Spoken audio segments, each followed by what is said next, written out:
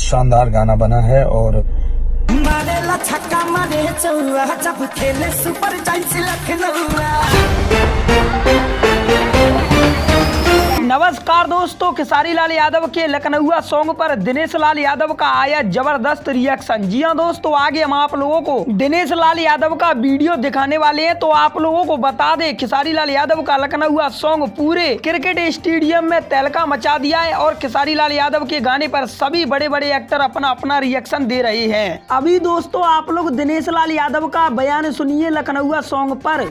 मैंने अभी एक गाना देखा, बहुत शानदार गाना बना है और कि भोजपुरी गाने को इतना बढ़िया फिल्मांकन करके और एक नई दिशा देने की कोशिश की जा रही है, ये बहुत ही अच्छी बात है। तो दोस्तों लखनऊआ सॉन्ग पर आप लोगों ने अभी दिनेश लाल यादव का बयान सुना। दिनेश लाल यादव खेसारी लाल यादव के लखनऊआ सॉन्ग की तारीफ करते हैं। अब आप लोग कमेंट करके जरूर बताएं आपको यह गाना कैसा लगा।